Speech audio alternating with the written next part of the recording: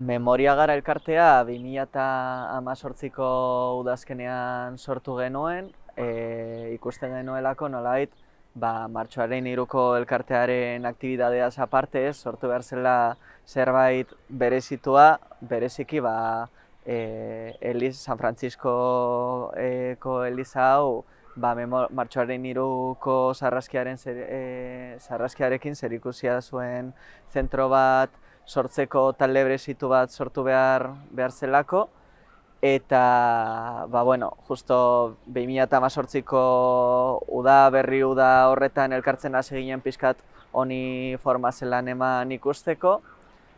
Hainbat jenderekin bildu ginen, esparru artistikoetako jendea, esparru sozialetako jendea, sindikatuak eta bar, eta erabaki genuen 2018ko udazken horretan aurrera pausu hori ematea, benetan behingoz aurrera pausu bat emateko eta Eliza hau memoria zentro bat bilakatzeko. 2018tik 2021 batera esan zigutela ezinezkoa zela. Ezinezkoa zela Eliza hau zentro bihurtu, gainera tartean ere beste Melitonium, beste memoriala egon zen, eta hor egon zen ere gure salaketa, Memoria Gara bezala eta Martxoak 3 bezala, eta denbora guztian esaten ziguten ezetz. Ezinezkoa zela hemen izatea. Beraiek proposatzen zuten, beste lekuren batean izatea, eta guk esaten genuen ez lukela zentzurik izango beste leku batean egitea. Orduan, 3 urte horietan ezetz esan arren, batean, 2021ko martxoak 3 heltzear zegoela, beti administrazioak mugitzen hasten diren momentu horietan, hemen barruan, kriptan, asmo protokolo bat sinatu zuten hiru administrazioek Elizarekin batera. Asmo protokolo bat hemen memorial bat egiteko eta fundazio bat sortzeko. Orduan guk esan genuen, prentsatik enteratu gara, ez gaituzte kontutan izan, baina ematen du behintzat gure garaipena dela, bai Martxoak 3rena, bai Memoria Gararena eta bai herriaren garaipena, ezta? Horren beste urtez eskatutakoa lortuko zela. Baina gero geldialdi bat egon zen. Berriro ere, 3 urtetako geldialdea. Azken batean, gu jarraitu ditugu Memoria Gara bezala bi bide, ez? Batetik, gu beti egon gara modu eraikitzaile batetan, hainbat elkarterekin, artistekin, arkitektoekin, eta azkenean zentro hau eraikitzeko beharrezkoak izango diren esparruetako jendearekin elkartzen, ikusteko pixka bat ez, zelakoa pentsatzen genuen, zelakoa izan beharko zela memoria zentro hau, bai arkitektonikoki, bai memorialetik, zer kontatuko zen bertan, eta baita ere ze artelan edo zelan kontatu halko genuken hori, ez? Adibidez, Peña Gantxegiren alaba, bera ere arkitektoa izan genuen hemen, Amerika Latinako memoria zentroekin bildu izan gara, baita ere, atzoko eta gaurko migrazioak pixkat kontrajarri ditugu, ikusteko ze antzekotasun, ze ezberdintasun dituzten, eta ikusteko baita zer kontatu halko genukeen, ze dialogo ireki halko genukeen. Horretaz gain, baita ere jokatu izan dugun bigarren bidea, izan da instituzioekin biltzen egotea, batzutan hitz hobeekin eta beste batzuetan hitz txarragoekin, baina nik uste inflexio puntuetako bat izan zela iazkoa.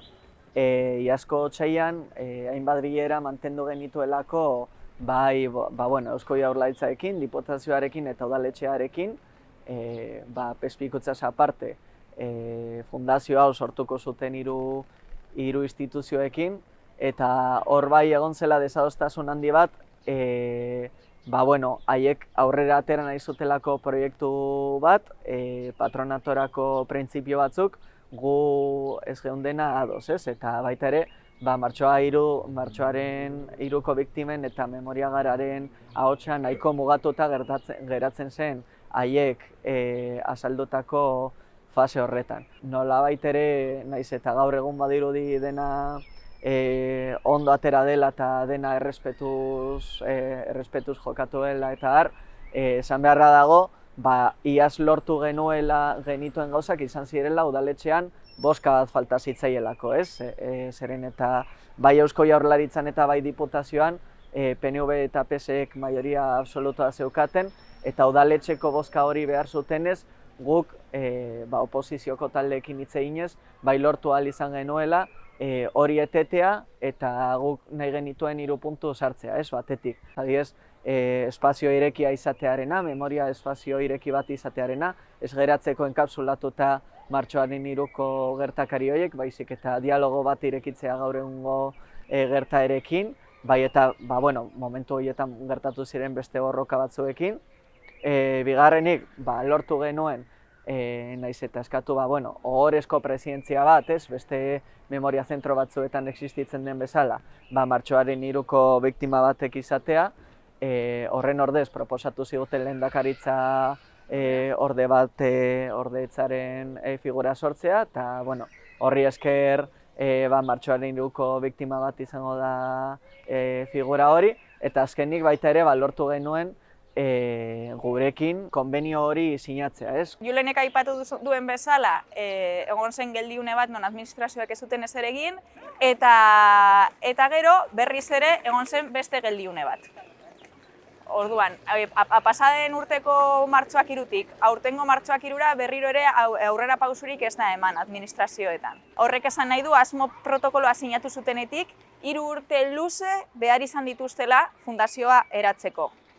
Guretzat hori adierazgarria da, eta espero dugu hemendik aurrera administrazioen erritmoa bestelakoa izatea. Zer gertatu zitzaigun? Aurten berriz ere enteratu ginela prentsaren bidez fundazioa sortuko zutela, eta hala egin zuten otsailaren 15ean. Guk salatu genuen prentsaren bidez, komunikabideen bidez enteratu izana, eta beraiek esan ziguten ezetz, e-mail bat bidali zigutela. Baina guk e-mail hori ez genuen jaso, eta ez du inondik agertu, eta berbidali ziguten beste e-mail bat esan ez hori zela bidalitakoa, eta bertan jartzen zuen, bai patronatoan zeudenak, patronoak zirenak, eta bai patronatoan geunden ordezkariak, otsailaren 15ean arratsaldean egon behar ginela notaria batean, patronatoa osatzeko, fundazioa osatzeko. Baina, klaro, osteguna da nik arratsaldez lan egiten dudan egun bakarra. Orduan, erantzun genien, sentitzen genuela, baina lehendakari ordea izango zela, izango naizelanik, ezingo zela patronatoaren osaera bilera horretan edo egon, zeren eta aukeratu egin duten nirekin kontatu gabe data bat, eta orduan haiek esan ziguten, klaro, eske agendak lotzea oso zaila da, eta zanion, baina dei bat egitea erreza da, zein da zure prestutasuna bilera hau egiteko. Eta bide batez esaten dizuegu, martxoak 3ren asanbladan, 3 puntu horien artean zegoela hitzarmena sinatzea, baldintza horiekin sartu ginela proiektuan, eta martxoaren hasierarako hitzarmen hori gogorarekin hitzarmen hori sinatuta ez badago, planteatu beharko dugu asanblada berezi bat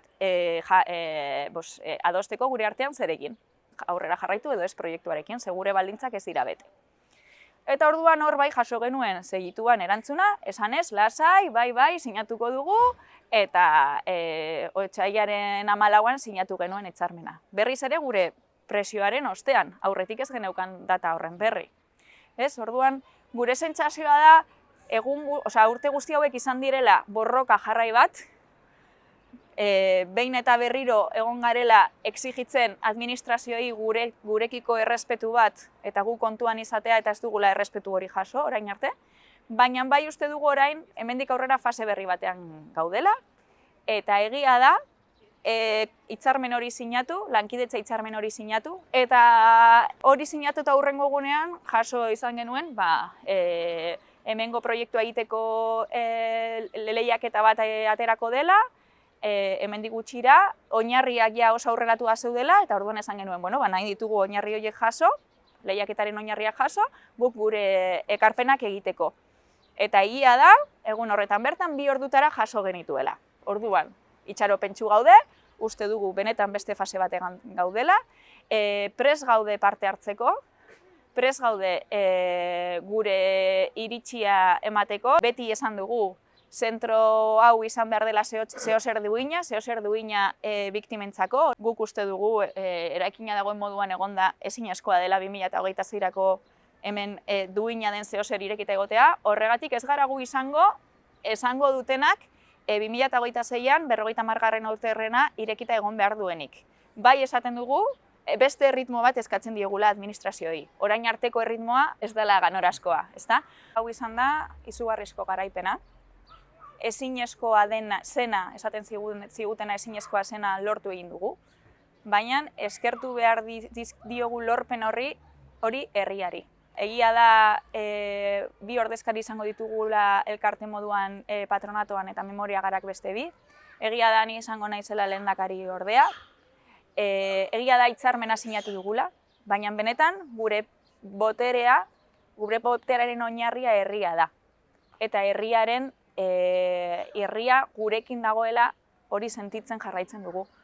Eta orain arte eman dituzten pauso guztiak izan dira beraiek ere badakitelako Gasteizko herriak martxoak 3 gertatu zena salatzen jarraitzeko indarra baduela, martxoak 3 elkarteari kriston babesa ematen digula, eta babes hori jakinda ez dira ausartzen gure iritzia kontutan izan gabe aurrera egiten.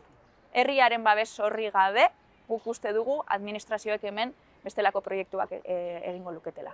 Orduan, niretzat eta elkartearentzat zoriontzeko momentu batean gaude, baina baita ere herriari eskerrak emateko momentu batean.